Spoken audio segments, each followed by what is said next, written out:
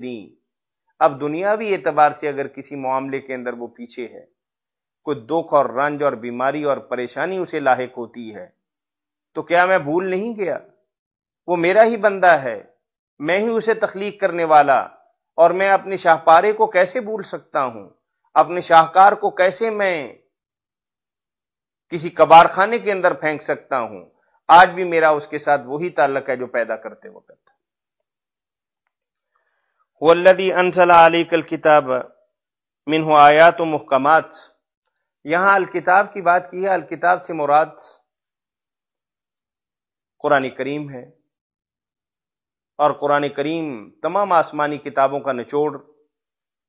اور تمام اچھی باتیں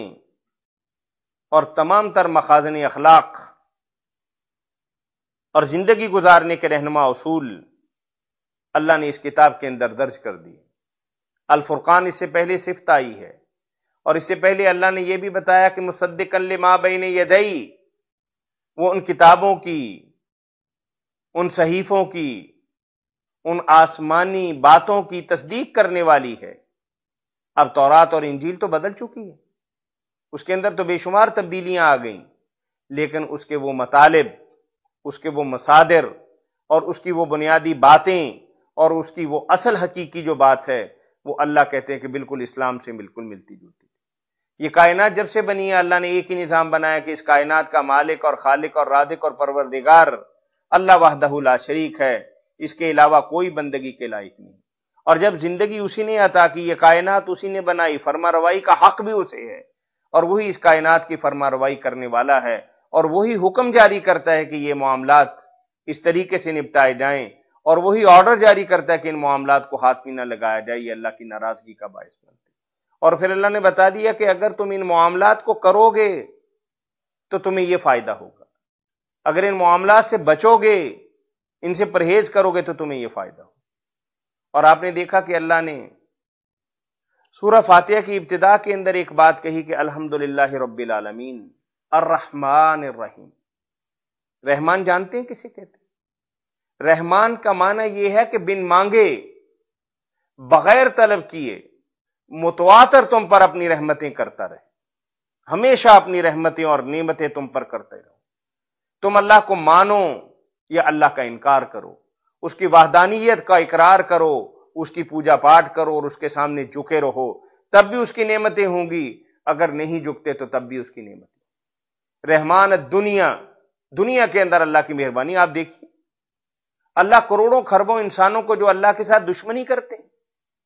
نہ اللہ کی بندگی کرتے ہیں، نہ اللہ کی عبادت کرتے ہیں، نہ اللہ کو ایک مانتے ہیں،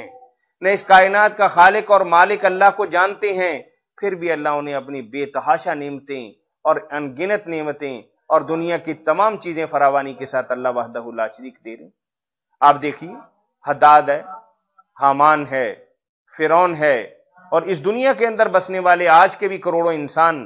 اللہ کا انکار کرنے والے، پھر بھی اللہ انہیں بہترین شکل کے اندر، بہترین صورت کے اندر اور بہترین صلاحیتوں کے اندر اللہ وحدہ لا شریک پیدا کرتے ہیں، اور دنیا کے اندر بے تحاشا مال دیتے ہیں اور زیادہ دیتے ہیں۔ اور آج دیکھیے کہ کافر کو اللہ اور زیادہ مال دیتے ہیں، کیونکہ وہ اللہ جانتے ہیں کہ لا خلاق لہم فی الآخرہ۔ لیکن الرحیم کے بارے میں آپ سن لیجیے، رحیم کا معنی یہ ہے کہ یہ تو تمہارا بالطلب کیے میں نے تمہیں دے دیا، تم نے ہمیں استدعا نہیں کی کہ ہم تمہیں دیں، کہ تمہیں کوئی جانتا تھا کہ کب تم نے ہمیں گزارش کی تھی کہ ہم تمہیں دو آنکھوں والا بنائیں، اور کب تم نے ہمارے سامنے ہاتھ اٹھائے تھے کہ ہم تمہارے چلتے پھرتے دو ہاتھ ہوں اور دو پاؤں ہوں اور دو کان ہوں اور سوچنے اور سمجھنے کی صلاحیتیں ہوں، یہ بغیر طلب کے ہم نے تمہیں دیے۔ ہاں الرحیم، اگر تم میری مرضی کے مطابق زندگی گزارو گے، اب جو میں نعمتیں تمہیں دوں گا، اب اس کے لیے تمہیں تھوڑی سی ہمت کرنی پڑے گی،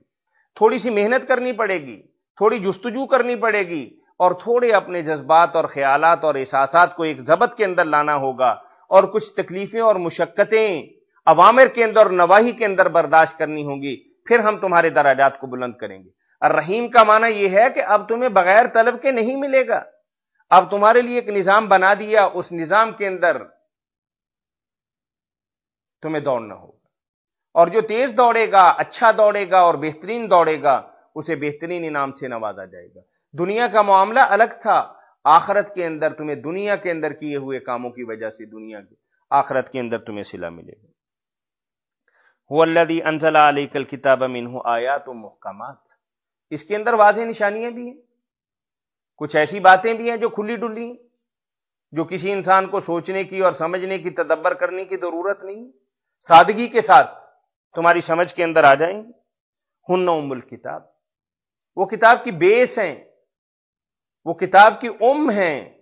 وہ اصل ہیں، وہ اخر متشابہات، اور کچھ باتیں جیسے روح اللہ ہم نے کہا، کلمت اللہ کی بات ہم نے کی، یا خود روح کو دیکھ لیجئے کہ روح کی حقیقت کیا ہے، ہمارے جسم کے اندر ہے اور کس جگہ ہے اور کیا اس کی ماہیت ہے۔ یسالونک عن الروح قل الروح من امر ربی، کچھ پتہ نہیں چلتا کہ روح کیا چیز ہے۔ یہ اسی طریقے سے اللہ فرماتے ہیں کہ میرے فرشتے تمہارے دائیں اور بائیں، آگے اور پیچھے چل رہے ہیں، یہ سارا کام کر رہے ہیں اور جہنم کی باتیں بنا رہے اور مختلف آیات مبارکہ جس کی کچھ سمجھ نہیں آتی، لیکن اللہ وحدہ لا شریک کہتے ہیں کہ اگر نہیں سمجھ آتی تو کیا فرق پڑتا ہے؟ تمہیں قرآن کی ابتدائی ایک کلمہ الف لام میم کی سمجھ نہیں آئی، نہ بس یقین کرو کہ جیسے اللہ نے فرمایا، اس کے نبی نے فرمایا کہ اس پر ایمان لاتے۔ عقل کے اندر، فکر کے اندر، ذہن کے اندر، دماغ کے اندر بات آئے نہ آئے، اس پر ایمان لانا واجب۔ فَأَمَّا الَّذِينَ فِي قُلُوبِهِمْ زَيْغٌ، ٹیڑے دلوں والے، اور ایسے دل جس کے اندر کجی ہے، فَيَتَّبِعُونَ مَا تَشَابَهَ مِنْهُ ابْتِغَاءَ الْفِتْنَةِ، اور وہ ایسی آیات کے اندر کوشش کرتے ہیں کہ اللہ نے یہ بات کیوں کہی ہے، کیا مقصد ہے اللہ کا، اس سے اللہ کیا چاہتے ہیں، وَابْتِغَاءَ تَأْوِيلَهُ، الٹی سیدھی بات کرتے تاکہ معاملے کو الجھایا جائے، جہاں انسانی عقل کام نہیں کرتی وہاں رک جائے کہ واللہ عالم ورسولہ،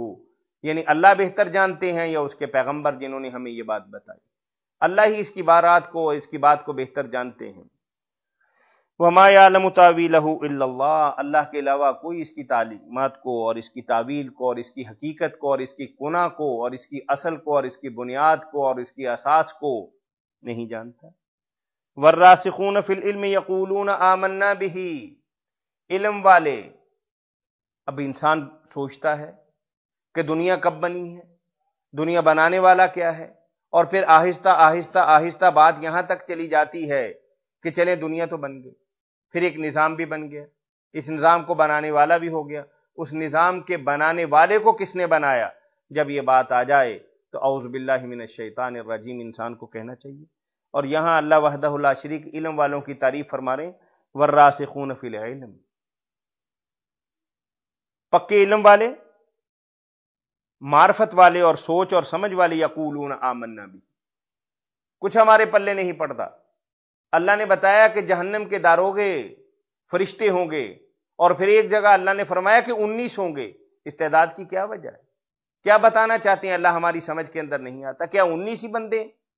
19 ہی فرشتے ہیں، 19 رہت؟ یا اللہ وحدہ لا شریک فرماتے ہیں کہ میں مچھر کی مثال بیان کرنے سے نہیں ہچکچاتا،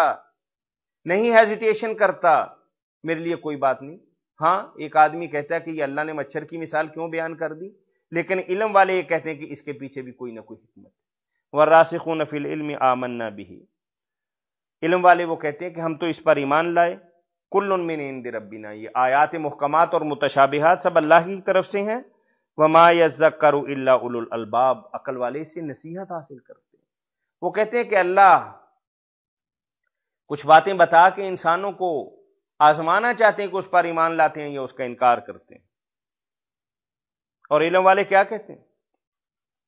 ربنا لا تزغ قلوبنا، اللہ بات ہماری سمجھ کے اندر نہیں آ رہی، پریشان ہم بھی ہیں، آپ ہمیں ہدایت دے چکے، آپ ہمیں صراط مستقیم پر چلا چکے، آپ راہ راست پر ہمیں گامزن کر چکے، آپ جنت کی پگڈنڈیوں پر ہمیں چلا چکے، اب ہم آپ سے یہ استدعا کرتے ہیں کہ ہمیں اس راستے سے گمراہ نہ کرنا، ہمارے دلوں کو ٹیڑھا نہ کرنا، جبکہ آپ خود ہی ہمیں ہدایت کا راستہ دکھا چکے۔ وَهَبْ لَنَا مِن لَّدُنكَ رَحْمَةً، اور ہمیں الٹے سیدھے سوالات سے بچانا اور بری بری سوچوں سے اور برے برے تخیلات اور برے برے خیالات اور لایانی باتوں سے اے اللہ ہمیں بچانا۔ انک انت الوہاب، تو بے پناہ عطا کرنے والا ہے۔ ربنا انک جامع الناس لیوم لا ریب فیہ، اور انسان پھر اپنی بے بسی کا اظہار بھی کرتا ہے، اور آخر کے اندر اپنی کمند جو ہے وہ اللہ کی طرف ڈال دیتا ہے، بس ہتھیار پھینک دیتا ہے۔ ربنا انک جامع الناس لیوم لا ریب فیہ، قیامت آنے والی ہے، اللہ کی بارگاہ کے سامنے کھڑا کیا جائے گا، لمن الملک اليوم کا نقارہ بجایا جائے گا، اور ہر انسان کو اس کے کیے کا اچھا اور برا بدلہ دیا جائے گا، اور یہ اللہ کے رحیم ہونے کی دلیل ہے۔ ان اللہ لا یخلف المیعاد، اور اللہ نے کہہ دیا کہ دیکھو دنیا کے اندر اگر تم میری خاطر قربانیاں دیتے ہو، دنیا کے اندر اگر میری وجہ سے تم جوتے کھاتے ہو اور لوگوں کے تانے سہتے ہو اور جنگوں کے اندر شہید ہوتے ہو اور اپنی جانوں کے نذرانے پیش کرتے ہو اور اپنا مال اور جان میرے راستے کے اندر قربان کرتے ہو، تو یقین جانو کہ میں تمہیں قیامت کے دن بے پناہ اجر و حساب، بے پناہ انعامات اور بے پناہ نعمتیں اور نوازشیں اور برکتیں عنایت کروں گا۔ اور ہم ایک مسلمان ہونے کے ناطے یہ بات جانتے ہیں کہ انک لا تخلف المیعاد، اے اللہ لا یخلف المیعاد، اللہ اپنے وعدے سے خلاف نہیں کرتا۔ تو ہمیں دعا کرنی چاہیے کہ اللہ وحدہ لا شریک ہمیں نیک اور صالح بنائے، اور متشابہات سے اللہ ہمیں بچائے اور اس پر ایمان لانے کی توفیق عنایت فرمائے۔ وآخر دعوانا ان الحمد للہ رب العالمین۔